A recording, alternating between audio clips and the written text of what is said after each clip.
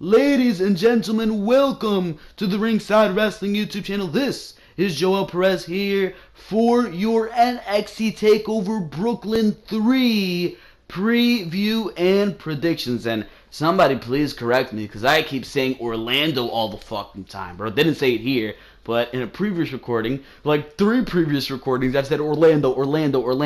Gotta get that out of my system. It is Brooklyn. I live in fucking New York, bro. I live in Queens, New York, bro, and I live a 30-minute train ride from the fucking Barclays Center, so I should know. NXT Takeover Brooklyn, bro. Somebody punch me in the fucking face till I get that in my fucking head, bro. But that is besides the point. We're talking about preview and predictions for NXT Takeover Brooklyn 3. Almost said Orlando there. Had to correct myself mid-saying of the word, bro. Mid-pronunciation. But NXT TakeOver Brooklyn 3 preview and predictions, and that means we're talking about the build to this pay-per-view, which clearly it's NXT, so this was a good build to this pay-per-view. We're talking about the matches, who I think is going to win, who I want to win this matchup, and of course, everything around it and everything concerning it, bro. NXT TakeOver Brooklyn, we're talking preview and predictions, but of course, this is a big week for the Ringside Wrestling YouTube channel, and there is a lot to fucking talk about. Monday Night Raw and Smackdown reviews for this week are up, so if you missed the show or want an educated opinion on the show or both, make sure to go check out my Monday Night Raw and Smackdown reviews. Huge rant on my Smackdown review. The whole 20-minute review, 25-minute review was a rant because I was just so fucking pissed off that Baron Corbin fucking cashed in his money in the bank and failed against Jinder Mahal. Baron Corbin looked like an absolute dumbass. John Cena looked like an absolute dumbass. Everybody around it looked like an absolute dumbass. And we talk about that on my SmackDown Live review and my displeasure with the giving away of SummerSlam matches on Monday Night Raw. That's what we're talking about on the Raw review. And all this shit that's coming out this week. We got SummerSlam preview and predictions. I already have that finished at the time I am uploading or talking about this video, or doing this video, I should fucking say. Holy shit. But I already have that finished, and I might upload these consecutively right after each other, one after the other, so I don't know, but I do have my SummerSlam preview and predictions done at this point, and they will be up by the time you're seeing and watching this video, so make sure to go check that out. We're talking about everything SummerSlam right there, hitting match after match, talking about match after match, a huge match card on SummerSlam, so make sure not to miss that video, as well as NXT TakeOver Brooklyn, which is the show that we're talking about right now, NXT TakeOver Brooklyn 3, and SummerSlam reviews after those shows go off the air. We've got Behind the Mic, episode number 33, I believe, on Saturday, where we are probably going to be talking about every last breaking news before SummerSlam, of course, goes on the air on Sunday evening at 5 o'clock is the pre-show, and 7 o'clock is when the main show does start. So we've got a bunch of content. We're going to be live tweeting on Twitter with both NXT TakeOver Brooklyn and SummerSlam, so make sure to go check out the Twitter account of the same name, Ringside Wrestling. The handle is JoelDP8421, at JoelDP8421, and of course, Ringside Wrestling is the name of the Twitter, but that is besides the point, because we are talking NXT TakeOver Brooklyn, and they have assembled a mighty fine card once again here on NXT TakeOver, like they always do. They managed to find the best matches out of sometimes a very obsolete roster for NXT, but that NXT roster is looking mighty fine, and each and every time we see a takeover, they do not fail to blow us away, bro. Oh my god, the things we have seen on takeovers. Just 2 months ago, we saw NXT TakeOver. Was it 2 months ago? NXT TakeOver Chicago, whenever the hell it was. NXT TakeOver Chicago, absolutely amazing show. Absolutely delightful ladder match. Delightful. I'm getting my inner broken Matt inside of me, but that's besides the point. Beautiful ladder match between Tommaso Ciampa and Johnny Gargano and the Authors of Pain. That was a beautiful fucking matchup that we seen there. Amazing matches that we see on TakeOver. Amazing stories being told in the middle of that ring. Amazing wrestling. And I've always said this. With wrestling comes the entertainment. Not with entertainment comes the wrestling. And WWE seems to mix that up nowadays. But when it comes to an NXT TakeOver event, you're going to sit in front of your television, you're going to look at that screen, and you're going to be unglued from start to finish. And that is what I love about these NXT TakeOver events. They present to you amazing wrestling. And most of the time, these NXT TakeOver events which they take place on the same weekend as these big shows, like a SummerSlam,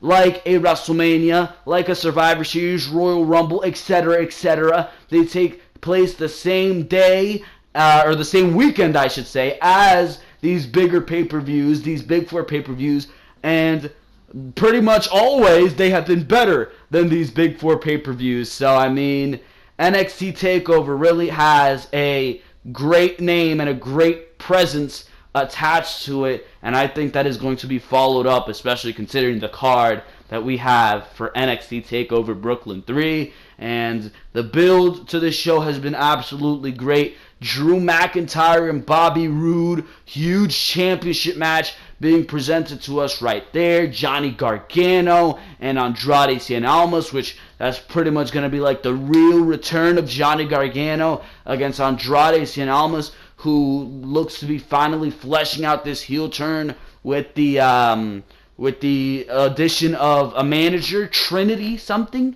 I don't even fucking know what her name is, but I know she is from TNA, I believe, Austin Aries' wife in reality, which that's something that makes me question, why did Austin Aries leave the WWE if his wife had just signed? I don't fucking get that.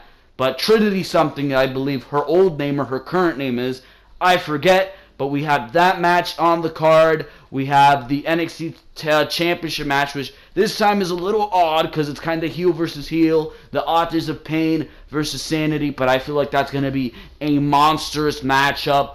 Asuka versus Ember Moon, which that match, no doubt about it, this is clearly going to be the blow-off to that matchup. That match is going to blow minds, bro. I think that's going to be the match to steal the show, if you ask me. And, of course, you have one more matchup between Hideo Itami and Aleister Black, which also has the ability to blow minds and steal the show, if you ask me, because Aleister Black is absolutely amazing in the ring, absolutely hard-hitting, and you already know how Hideo Itami, or should I say Kenta, knows how to fucking go in that fucking ring, bro. But that is besides the point, because we're going to go into the match-by-match analysis of NXT TakeOver, and we're starting with Johnny Gargano versus Andrade Cien Almas. This is really a match where Johnny Gargano is saying he wants to get on NXT TakeOver. Not a lot of build here, but that's okay because the storyline tells itself. Johnny Gargano, he wants a match at NXT TakeOver, and he's going to get it against Andrade Cien Almas, and I think this is just going to be a wrestling clinic right here. Andrade Cien Almas, no need to say it, is fantastic in the ring. Johnny Gargano, no need to say it, Johnny Wrestling is great in the fucking ring, and this is going to be a fantastic matchup. It's going to be interesting to see where the manager of Austin Aries, the girl he's been dating, supposedly, Trinity or whatever her name is, I need to look up her name, forget what her name is, but clearly it's going to be interesting to see where she plays into this matchup. So this is a very interesting matchup, to say the least. Not a lot of build here, but it is an interesting matchup. That's all I can really say about it. It's an interesting matchup that is clearly going to be a great addition to NXT TakeOver, but you're really going to have to wait and see what you get out of the matchup when it does happen, which is probably going to be the show opener for all we know. And we're just going to have to wait and see what goes down in the middle of that ring, and it's probably going to be great.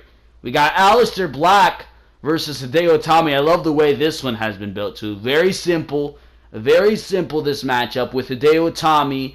He gets in the ring, I believe, after beating, or I'm not sure. I'm not sure. He was in the ring. I know he was in the ring, and he said he would not leave until Mr. fucking, what do you call him, Cassius Ohno came out, and he said he doesn't care who's next, and that's when Aleister Black came out. Black Mask to Hideo Itami, and you got fucking Aleister Black in his great match. I believe he was against Kyle O'Reilly. He has his great match, and Hideo Itami is just hilariously fucking black masked. And then clearly the next week, you fucking had Hideo Itami and Aleister Black in a backstage brawl, and that led to what we're seeing here tonight. This is clearly going to be a fantastic matchup. This is going to be a fantastic matchup. I cannot wait to see what is going to transpire between Aleister Black and Hideo Itami. This is going to be hard-hitting as hell. It's going to be punishing. It's going to be brutal to watch, but it is going to be entertaining as hell. It's going to be fucking wrestling, bro, and I cannot wait to see it. Aleister Black, so crisp, so pristine in the ring. I love seeing Aleister Black. The whole ambiance of it all, the entrance, it is all fantastic. Hideo Itami has kind of fallen from grace. Now he's turned into a heel. He's kind of been getting more traction, been getting a lot of heel heat.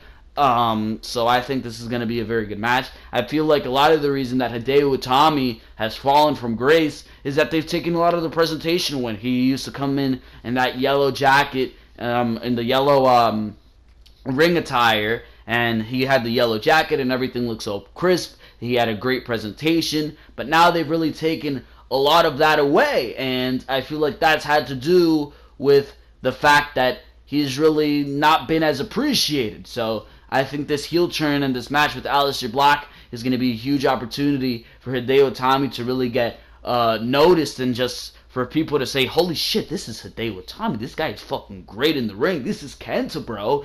I think Aleister Black is the perfect opponent to prove that Hideo Itami is fucking Hideo Itami. So I cannot wait to see this match with the intensity that Hideo Itami brings to his match, and clearly the intensity that Aleister Black brings to his matches. This one is going to be one for the ages, as they like to say. We go to the Authors of Pain versus Sanity. This just makes sense for the Authors of Pain to continue their reign of dominance. I think that's no doubt about it. I don't think Sanity is going to win the tag team championships from the Authors of Pain. A heel team versus a heel team really does not go off well. I think this is going to be a fantastic matchup. I think the brutal and craziness of both these teams is going to be portrayed in this matchup. This is definitely going to be a unique matchup. It might be one that disappoints. That's the way I'm looking at this one right now. It might disappoint, depending on whether or not Eric Young is going to be in the ring, depending on who's in the ring. I know it's definitely going to be Killian Dane and maybe Eric Young, but Alexander Wolf has been getting a lot more mic time and a lot more presentation. So I'm not sure who it's going to be, but I think Authors of Pain, this is a clear retain for the Authors of Pain. I think the Authors of Pain are going to lose the title when Kyle O'Reilly and Bobby Fish do unite in NXT, which, if you notice, both of them have gone against Aleister Black. Maybe that's what's going to unite them, their losses against Aleister Black. I'm not sure, but I think they're going to form Red Dragon, or the Street Profits are going to become so fucking popular, which I can already see them skyrocketing and becoming popular with the crowd, that they push them to beat the Authors of Pain. But I think those are the up-and-coming tag teams right now. Sanity, I think this is just a placeholder, because Sanity clearly has the name value and clearly can be used in the NXT tag team division for something, but I don't think they're going to be the ones to win the titles unless the writers for NXT and NXT has a plan to have everybody in Sanity hold championships, which really is a serious possibility. You can give Eric Young the NXT championship, you can give the Alexander Wolf and Killian Dane the tag titles, and you can give Nikki Cross the women's title. But then again, I don't think that's going to be the fucking case here, because of the simple fact that you look at the NXT landscape right now, that really does not fit in. I see guys like Aleister Black, guys like Drew McIntyre, Bobby Roode, maybe a Hideo Itami. clearly Roderick Strong being in that NXT title hunt. Not really an Eric Young, at least not as of yet or as of any time soon. You'd clearly have to build Eric Young up, and that's why I don't think it is Sandity's time to win the tag team titles, especially against guys like the Authors of Pain, who have been so great as tag team champions and have been so dominant as tag team champions as well. So I say the algorithm for the tag team, for the perfect tag team that Mr. What do you call him? Mr. Fuck. Why do I forget his name? Fucking Paul Ellering. There you fucking go. That Mr. Paul Ellering has assembled. I believe that algorithm remains untouched. We move on to the match I'm very interested in, and that is Asuka versus Ember Moon, because this matchup has huge implications if you ask me. There's a lot of rumors a couple months ago saying that Asuka, night after SummerSlam, is going to be moving up to the main roster. That depends on how this goes. I could very easily see Asuka winning here, and saying, keeping undefeated, coming out on NXT, and saying, I have been offered a contract to go to Smackdown Live or Monday Night Raw. To be quite frank, I have beat everybody on this NXT women's division. I have beat everybody who has come and everybody who has gone. I am too good for NXT, and quite frankly, nobody is ready for Asuka. So I am going up to the main roster, and I am going to continue my reign of dominance up there. I am vacating the NXT Women's Championship because I'm that good that nobody could fucking beat me, bro. That's what I would have Asuka do. That starts a tournament for the NXT Women's Championship. Matter of fact, I say put the NXT Women's Championship up for grabs in the Mae Young Classic.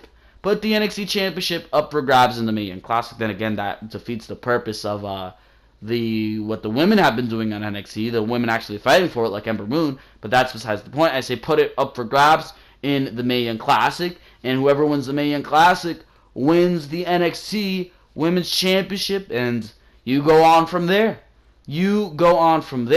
Ember Moon, she keeps it in her head. She continues her tenure down in NXT, possibly wins the NXT Championship, Women's Championship at a later date, but she always keeps it in her mind, and I've said this for months. I never beat Asuka.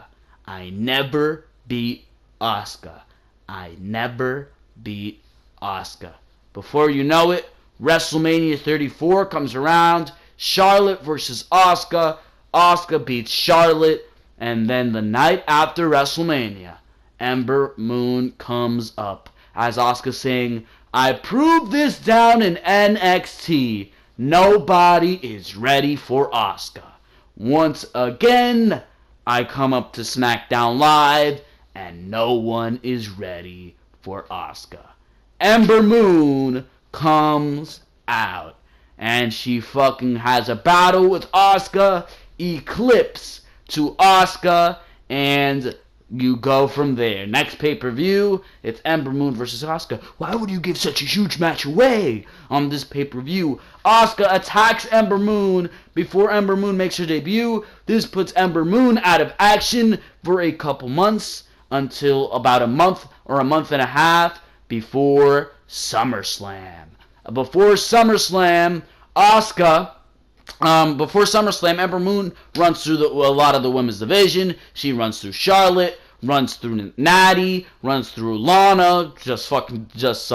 All you gotta do is fucking kick Lana right in the face, and that's it, bro. But Ember Moon runs through everybody, bro. Let's say she comes back 2 months before SummerSlam. She runs through a couple names, and she's ready for Asuka. That leads us to SummerSlam 2018, where 1 year later, 1 year after Asuka has beaten Ember Moon and left NXT, beaten Ember Moon, by the way, in nefarious means, maybe some dirty tactics, like she did at NXT TakeOver Chicago. And 1 year later, SummerSlam 2018, for the SmackDown Live Women's Championship, Ember Moon finally beats Asuka. Somebody finally beats fucking Asuka. Asuka at this point has had a 2.5-year fucking title reign, bro. Holy shit. Nobody is beating that, bro. I can guarantee you that. And you go on from there. I just booked your very next year in the fucking women's division. Fantastic. Tell me not, bro. Tell me not. Do it, WWE. Fucking do it, bro. But that's just what I want to happen. That is just what I want to happen. What I think is going to happen is that Ember Moon is finally going to do it. They built her up. I mean, really, you can't build anybody up to fucking beat Asuka, really. After her match with Nikki Cross, that fucking extreme matchup with Nikki Cross and everything that Asuka endured, bro, I really don't believe that anybody can beat Asuka. But, I mean, that's besides the point. That's besides the point. I would build it up that Ember Moon... I mean, what's probably going to happen is that Ember Moon is going to beat Asuka. Eclipse, nobody escapes the Eclipse. 1, 2, 3, new NXT Women's Champion after a year and a half, however fucking long it is. Asuka finally fucking loses. Asuka finally takes an L and she loses her undefeated streak to Ember Moon. I think that's what's going to happen. What I want to happen is for Asuka to possibly retain, leave NXT, say, I'm done with this shit, I've beat everybody here, I've proven my worth, go up to the main roster, go through everybody there, WrestleMania 34, goes through Charlotte, and night after WrestleMania, once again, similar to what she did in NXT, I've beaten everybody, nobody's been enough for me, and that's when Ember Moon comes out, Eclipse to Asuka. That builds towards a match that they're going to have at the next exclusive pay-per-view. Everybody's saying, why are you giving this away now? Build this towards SummerSlam. Asuka destroys Ember Moon, puts her out of action, comes back 2 months later, runs through the women's division, does Ember Moon, and she finally beats Asuka at SummerSlam. That's what I say you do. But for now, ladies and gentlemen, I think Ember Moon is actually going to come out of this match the winner, and that is unfortunate because Asuka can really have a big future ahead of her if you go along with the plans that I did, and Ember Moon being the person to finally beat Asuka, that's going to put a lot of credibility behind her. But leave what you would do in the comment section below, because for now, ladies and gentlemen, we're moving on to the final matchup, the big matchup here, and that is Bobby Roode versus Drew McIntyre. This is the matchup where I think Bobby Roode finally loses the NXT Championship. And people are going to say, holy shit, I don't think that's going to happen. Because Bobby Roode has been such a great NXT Champion. I've loved the glorious Bobby Roode as NXT Champion. He has been absolutely fantastic. But I think time has come for Drew McIntyre, who's been doing some great work as well. Fantastic in-ring work. So hard-hitting. That fucking Claymore is beautiful, bro. Holy shit. That Claymore is delightful by Bobby Roode, but I think by Drew McIntyre, I should say. But I think time has come where Bobby Roode will lose the WWE, or the NXT Championship at NXT Takeover Brooklyn. I'm not sure if this is what's going to happen, because I really don't know what NXT is planning. He didn't interfere in the Bobby Roode, or in the Drew McIntyre Roderick Strong match that they had on NXT this past Wednesday, which was actually yesterday by the time I'm recording this, but the match they had on NXT this past Wednesday, he didn't interfere, so Roderick Strong is still in the picture. Maybe Roderick Strong will actually interfere in this matchup, because he's not on TakeOver, and I find that quite weird that Roderick Strong is not on TakeOver. I don't know about that. I don't necessarily know about that, so maybe Roderick Strong will interfere. This will lead to a triple threat at some point. I don't know, but NXT really hasn't been big on doing triple threat matches, or even doing things where people interfere. So I don't know what NXT is planning here, I should say, but I mean, it is certainly going to be interesting. There's a lot of unpredictability on this show. There is a lot of unpredictability. I'm not sure what's going on with the NXT Championship scene, because then again, I would love to see Bobby Roode retain the NXT Championship. He has been a fantastic NXT champion. Same thing with Asuka. So I don't know, but I think it has come time where Drew McIntyre is going to hold that NXT championship, because you really have to wonder what's next for Bobby Roode. He ran through Roderick Strong. He's ran through Hideo Itami. He's ran through Cassius Ohno. He's ran through a lot of names. Nakamura, Sen Packen. I mean, he's ran through a lot of names, and you'd have to wonder what is next for Bobby Roode. And right now, besides Aleister Black, which, holy shit, imagine a match between Drew McIntyre and Aleister Black. Besides Aleister Black, though, I don't see anything else for Bobby Roode. So maybe they'll have it that Drew McIntyre loses to Bobby Roode here, and Bobby Roode will go on to face Aleister Black, which that could be a very real possibility. I see Aleister Black holding NXT title gold. I see that being a very illustrious feud between Bobby Roode and Aleister Black. Then again, I see Aleister Black and Drew McIntyre being a good matchup. So I don't know where WWE is necessarily leading here, but there's a lot of routes that they can go. I feel like Drew McIntyre isn't going to lose the NXT title after 2 months necessarily. So I say Bobby Roode beats Drew McIntyre, who, by the way, is undefeated. So I'm not even sure what I'm thinking here, bro. It can really go either way, but my prediction, all said and done, is that Drew McIntyre is finally going to be taking off the title from Bobby Roode. Bobby Roode's going to take his first L in NXT, I believe. But Bobby Roode is going to be losing the championship here, and he's going to be dropping the strap to Drew McIntyre. So that's what I think is going to happen. I think that's going to be a very, very good match. Bobby Roode never has the best matches. He never puts on a wrestling clinic, but he does manage to put on a match that feels big, big money matches. And that's what I love Bobby Roode for. He has that illustrious entrance, which is always like the best part of the fucking match that he has. The entrance is absolutely wonderful, and it's going to be interesting to see where WWE, or I should say NXT, holy shit, is going to go with this matchup. But for now, ladies and gentlemen, this is going to be your NXT TakeOver Brooklyn 3 preview and predictions. I hope you enjoyed each and every single thing that you heard on this review. Like I said at the beginning of the video, make sure to go check out all the other content on the Ringside Wrestling YouTube channel. Behind the Mic, episode number 32, up on the channel right now. That was uploaded on last Sunday. Monday Night Raw and Smackdown live reviews are up on the channel as well. We've got a lot of content coming your way. SummerSlam review and preview and predictions is already up on the channel by the time you're watching this. Of course, this video, the NXT TakeOver Brooklyn 3 and SummerSlam 2017 reviews, which are going to be up on the channel after those shows go off the air on both Saturday and Sunday, so look out for that. Behind the Mic going up on Saturday, I hope, because I'm going to be pretty busy on Friday and Saturday, so I'm not even fucking sure about that. But Behind the Mic going to be going up as well, so a lot of stuff going on the Ringside Wrestling YouTube channel. A lot of videos being uploaded, so if there's a time to subscribe, it is now. So make sure to go check out all the other content on the channel. Links to the videos that are already up mentioned in there, in the links to those videos are in the description down below. If you like what you heard here, make sure to leave a like on the video. Spam, or what is it that the kids say these days?